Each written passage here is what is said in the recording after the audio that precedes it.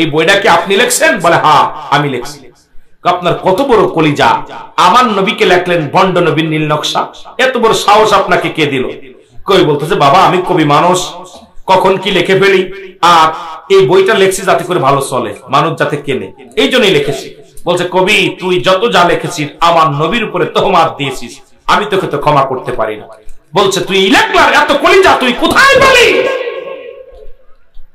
কবি বলতেছে বাবা তোমার বই লাগবে? না লাগলে তুমি চুপ করে থাকো, লাগলে নাও না লাগলে যাও। বলছে হ্যাঁ লাগবে, জীবনের শেষ লাগবে। ওই বগলে এই তল থেকে একটা ছুরি বাইর করে কবির একটা আঘাত মারছে, এক আঘাতেই মরে গেছে। আল্লাহু আকবার। মরে গেলে ব্রিটিশের পুলিশেরা, তখন ব্রিটিশ আমল, ভালো করে ওয়াজ শোনেন, বাংলার যুবকের ইতিহাস আজকে আপনাদের বলে যায়। নবীর প্রেমিক ছিল। এবার ব্রিটিশের আদালতে পুলিশে ধরে নিয়ে গেল, নিয়ে যাওয়ার পর ছুরি সামনে রাখছে।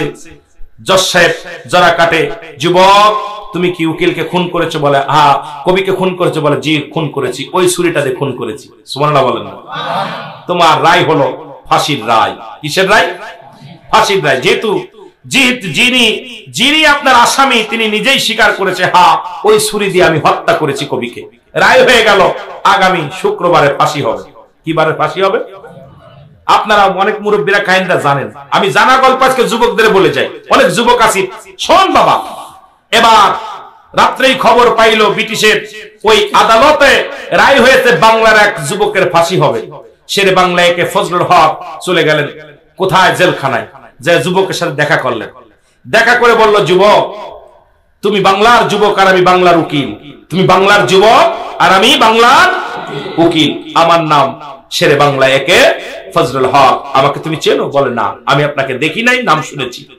বলে যুবক তোমার মৃত্যুদণ্ড হয়েছে, তুমি কি খুন করেছো? বলে হ্যাঁ খুন করেছি। কেন করেছো? আমি আমার নবীর দুশ্মনকে দুনিয়া থেকে বিদায় করে দিছি, আমার নবীর দুশ্মনকে বিদায় করে দিছি। লম্বা ইতিহাস, এটা টাইনা টুইনা কইতে গেলে 3 ঘন্টা লাগবে। আমি অল্প কথার মধ্যে, আমি যে করে ওয়াজ করছি আমার কথা আমি আপনাদের অল্প কথার মধ্যে মেলা বুঝাই দিয়ে যেতে হবে। আমি সারাদিন বলে আমি একটা বিষয় নিয়ে কথা বললাম, এটা বিশ্লেষণ করে ব্যাখ্যা দিয়ে কইতে সময় নষ্ট করলাম, এই নষ্ট না করব না, আপনাদের বোঝার জন্য বলে যায়, অল্প কথায় অনেক কথা হয়ে যাবে। আল্লাহু আকবার বলেন না। উকিল বললেন যুবক তুমি খুন করে? হ্যাঁ আমি খুন করেছি। বলে বাবা তুমি শুধু আদালতে দাঁড়ায় বলবা আমি খুন করি নাই, যে কোনো উপায় আমি তোমাকে বাঁচাই দিব, যে কোনো উপায়, কারণ তোমার মতো যুবকের প্রয়োজন, বাংলার এমন বীরত্ব যুবক প্রয়োজন। উকিলকে বলার সঙ্গে সঙ্গে শেরে বাংলা একে ফজলুল হককে যুবক বলতেছে হুজুর আপনি মনে হয় ভুলে গেছেন। কেন? আমি একজন মুসলমান, আমার মা একজন মুসলমান, মুসলমান কখনো মিথ্যা বলে না। সুবহানাল্লাহ বলেন না। আরো জোরে। শেরে বাংলা একে ফজলুল হক বলে বাবা যুবক শুধু একটা মিথ্যা বলবি আমি খুন করি নাই, যে কোনো উপায় তোরে দুনিয়ার বুকে বাঁচিয়ে দেব। বাবা শুধু আদালতে উঠাইবি আর বলবি আমি খুন করি নাই। বলে হুজুর আপনি আমাকে মিথ্যা শিখাইবেন না, আমি একজন মুসলমান, জীবন যদি চলে যায় জীবনের ভয়ে আমি মিথ্যা বলতে পারবো না। ওই কবিকে আমার নিজ হাতে খুন করেছি। ব্রিটিশের আবার রায় হলো, আবার আদালত কি হলো? উকিল সাহেব কি করলেন বাবা? দরখার আপিল করলেন, আপিলের পরে আবার কোর্টে উঠলো, কোর্টে ওঠার পর যুবকরে বারবার শিক্ষা দিছে খুলু বুক, একবার খালি বলবি আমি কিচ্ছু জানি না। আমি বলবো যুবকের মাথা নষ্ট, যুবক আবল তাবল বলে এই জন্য ভুল করেছে, খুন করে না। সারা রাত বুঝাইছে উকিল সাহেব, কোর্টের মধ্যে হাজির হয়েছে। ওই যে শেরে বাংলা একে ফজলুল হক বলে মাননীয় জজ সাহেব শোনেন, মক্কেল সাহেব শোনেন, আমার মক্কেল খুন করে নাই, তার মানসিক ভারসাম্য একটু নষ্ট হয়ে গেছে, সে এটা খেয়াল করে কম, এটা তার মেমোরিতে কাজ করে নাই, কোনটা কি ওটা বোঝে নাই। আমার মক্কেল খুন করে নাই, ওকে খালাস দেওয়া হোক, খালাস দেওয়া হোক। জজ সাহেব বলে এবার আসামিকে বলে আসামি এ যুবক তুমি কি খুন করছো? বলে হ্যাঁ আমি খুন করছি।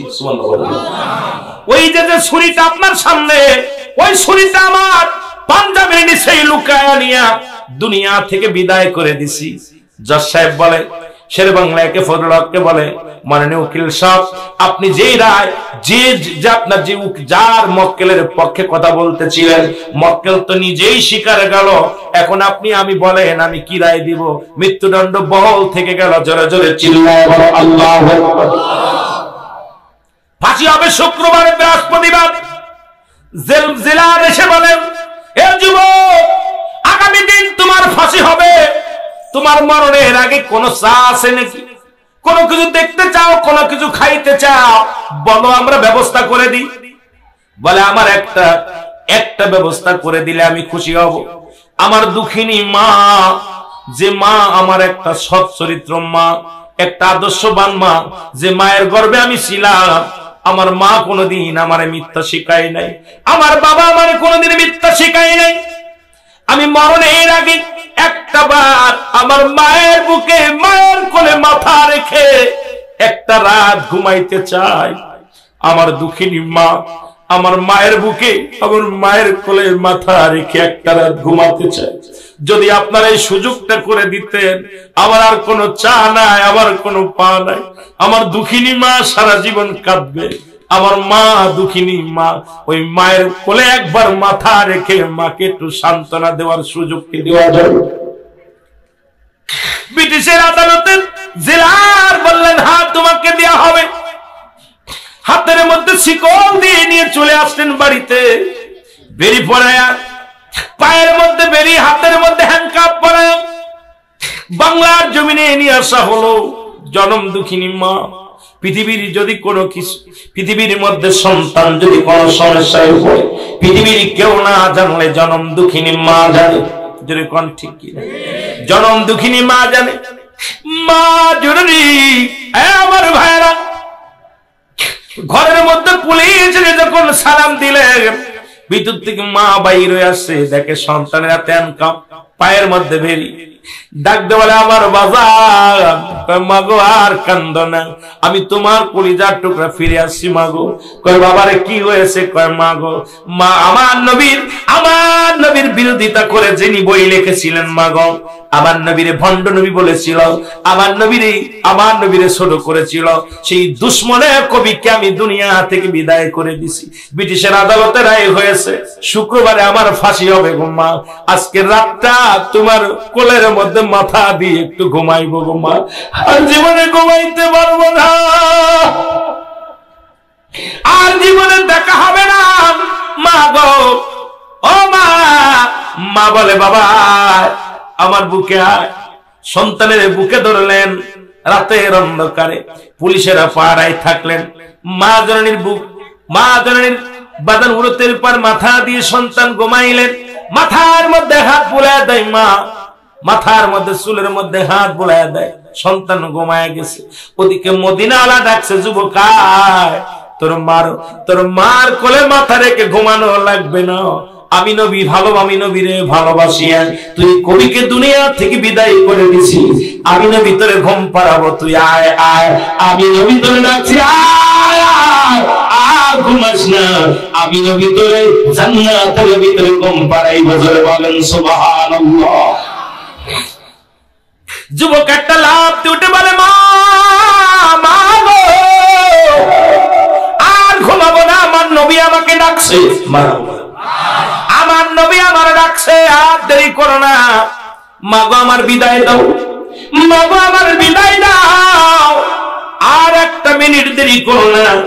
মা কান্নাকাটি জুড়ে দিলেন, বাবারে একটা রাত ঘুমাতে এসেছিলি, এখন এত রাত্রে চলে যাবি। কই, মা, যিনি আমার জনমের ঘুম পাড়াবে, যিনি আমার জান্নাতের ভিতরে ঘুম পাড়াবে, মদিনাওয়ালাকে আমাকে হাত ছানি দিয়ে ডাকছে, যুবক আয়, এর দুনিয়ার ঘুমার ঘুমাস না। আমি নবীর ভালোবাসায় কবির জীবন নিয়েছি। আমি নবী তোরে হাত ছানি দিয়ে ডাকছি। আমি নবী তোরে জান্নাতের ভিতরে ঘুম পাড়াইবো। জোরে বলেন মারহাবা। আমার ভাইরা, আমার বন্ধুরা, আমার নবীর ভালোবাসায় যদি নবী এই বাংলার জমিনে আসতে পারে, আমরা মানুষ খুন করব না, মানুষকে কষ্ট দিব না, নবীর ভালোবাসায় চোখের পানি ছেড়ে কাঁদবো। নবী গো ওই হাসরের ময়দানে, কঠিন বিপদের ময়দানে নবী গো একবার আমাদের দিদার দিয়ে দিও। নবী গো ইয়াউমুল কিয়ামতের ময়দানে যেদিন পিতা পুত্রকে চিনবে না, ভাই ভাইকে চিনবে না, বিবি তার স্ত্রীকে চিনবে না, স্ত্রী তার স্বামীকে চিনবে না, বন্ধু তার বন্ধুকে চিনবে না, আল্লাহ সেদিন রহমতের নবীর দিদার আমাদের নসিবে দিও। দয়াল নবীকে যেন চিনে জান্নাতে যেতে পারি সেই তৌফিক আমাদের দান করে জোরে বলেন মারহাবা। ব্রিটিশ আমলের যুবকের কথা, আর আজকে আমার দেশের যুবকগুলো নবীর বিরুদ্ধে কথা বলে। আমার দেশের যুবকগুলো নবীর বিরুদ্ধে কথা বলে, বড় কষ্ট।